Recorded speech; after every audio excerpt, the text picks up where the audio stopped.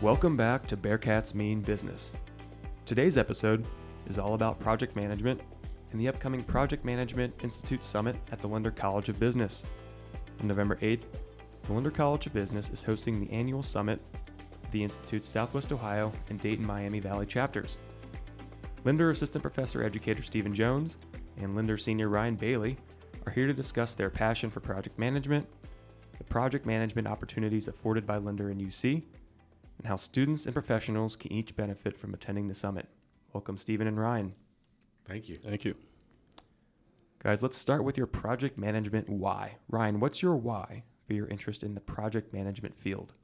For me, it's the applicability to all industries. Project management isn't just a hard skill, like say Python or R. Project management goes far beyond that. It's a mindset of thinking that you can apply to almost anything. All right. Steven, you enjoyed a distinguished career as a project management professional prior to joining Lindner. Why did you decide to enter the field in the first place, and then why did you then decide to make the decision to become a professor? Yeah, I think, I don't know that I found project management. I think it's more applicable to say project management found me. Early in my career, I started in sales before I moved into sales management.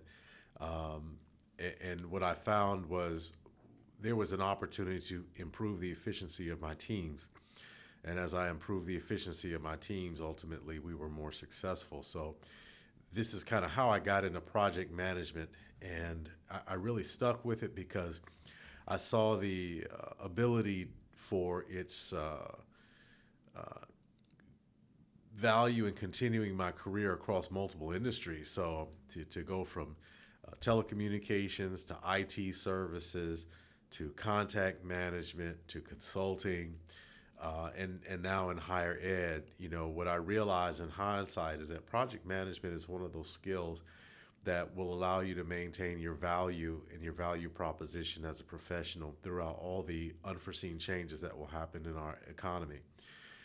I think back over the last 35 years, I've traversed the economic disruptions of the internet, the advancement of cell phones, and my project management skills have enabled me to continue to, frankly, make a living through all those changes. So that's ultimately what brought me into higher ed. I think I won't say after my career, but I got to a point where I think I had achieved, frankly, more than what I had expected. And I had the opportunity to return here to my alma mater. And I'm really passionate about being able to help our students develop the skills necessary to be successful and maintain a long-term career.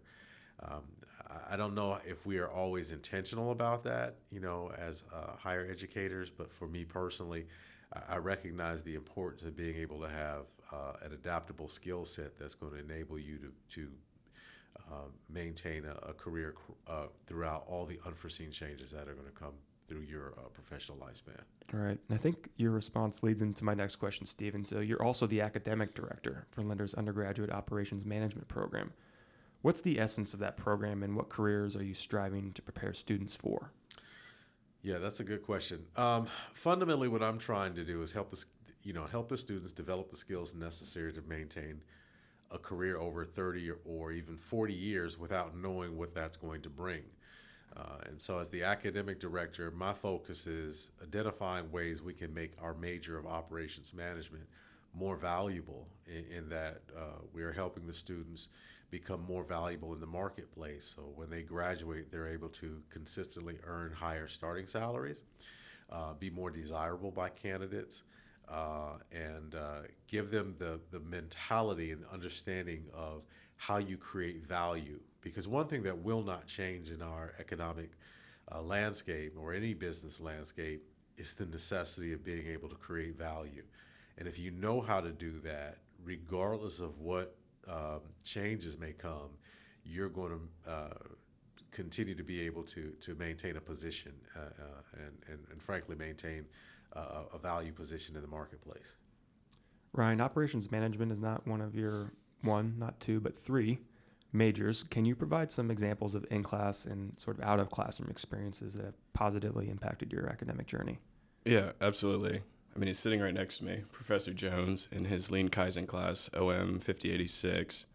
we had an in-class project where we got to identify a process at a company that was, say, needing improvement. And through my class time, I got to work on that project, analyze that process, and actually make recommendations for them to improve that. For me, that was a really great experience in the classroom because I got to take what I was learning in class and apply it to the real world at the same time. I also think our faculty and operations are phenomenal. We're learning what they've done in the real world. We have Professor Jones right here, a lot of experience outside of the classroom with his own professional career. And we're seeing how those concepts in the classroom actually come to life. And for me, that really helps with the learning journey and making that connection to the real world. And outside of the classroom, it has to be my student clubs. Of course, we have Project Management Club, but I'm also involved with the Association for Supply Chain Management. Through those orgs, I've had the opportunity to meet so many incredible students who are in my major, build those close relationships, but also network with professionals, getting those skills, how to have professional conversations, and really learn from them. One of my favorite questions to ask is, what's something you learned later in your career that you wish you knew on day one? Mm-hmm. And for me, I love asking that question because you get that advice. If they learned it 20 years down the line and they wish they knew it day one, they're more than happy to share that knowledge with students. So outside the classroom, it's getting involved with those student orgs, learning from professionals who are doing the work every single day. Right. Lindner is hosting the Project Management Institute's 2025 Summit for the organization's Southwest Ohio and Dayton Miami Valley chapters. The summit features 2 keynote addresses, breakout sessions with 3 tracks, networking opportunities, and a welcome address from Lindner Dean Marion Lewis. Purchase your ticket by visiting pmiswohio.org. Ryan, what are you most looking forward to about the event, and why should students attend?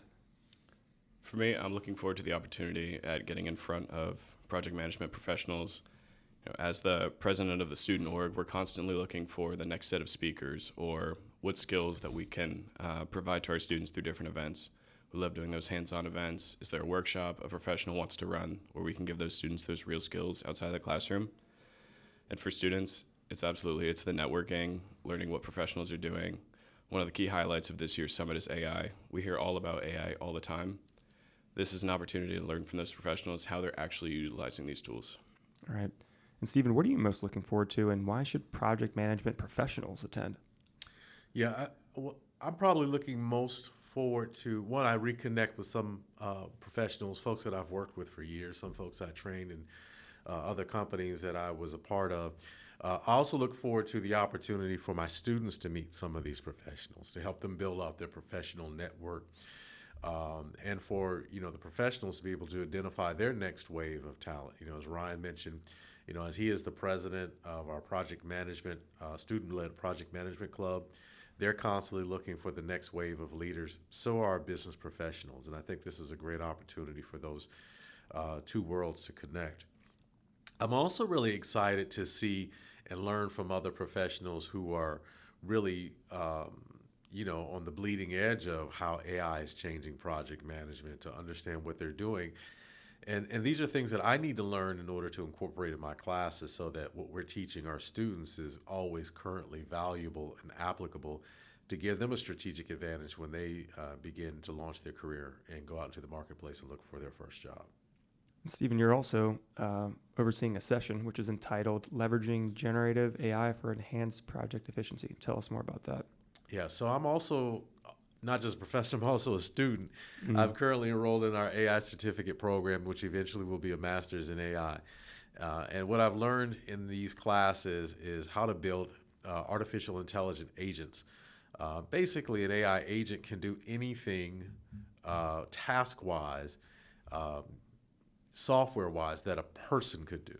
And so what I'll be demonstrating is how I built an AI agent that actually will conduct and do all of my project reporting. And it does it just as efficiently at the same or better level of accuracy without any human involvement.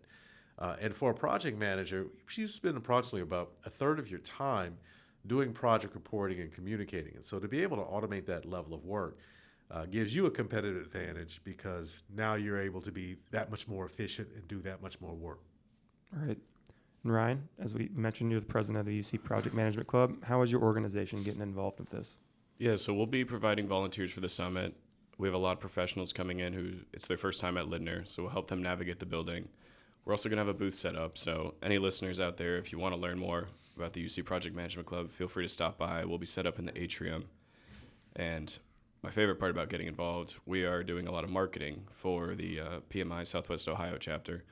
So on Instagram, we're making reels, other promotional materials, just helping them get more of those marketing materials out to students. Right. And as a general overview, and maybe it's advice from our student listeners, Ryan, what's one piece of advice you would give to Lindner students interested in project management but are maybe not sure where to start? Yeah, I'd say getting involved early. If there's one thing I look back on my academic career, felt like I got involved a little too late. I wish my first or second year I would have made the jump, joined the clubs. I've met so many incredible people through that. But I'd say for project management specifically, check us out on Instagram at UC_PMC. We post all of our events there. And then if you have the opportunity, highly recommend any of Professor Jones's project management courses. He's a phenomenal educator, and I've learned so much from those classroom experiences with him. Steven, you're also involved with our student organizations. I was wondering if you could touch on the importance of getting involved from day one, as Ryan just said he wished he kind of would have. Yeah, I can't echo that point enough. I was an undergraduate student here at UC. I graduated in 1991, and during my time here, I was a part of a lot of different student organizations, and I also interned throughout my last 2 years. And one of the things I wrote in a paper in my undergraduate was that an education is not a degree. My education is beyond just the bachelor's degree that I earned, but it also is what I learned about interpersonal skills, communication skills, conflict management that I had to develop through my undergrad organization, as well as my professional skills that I learned in my internship.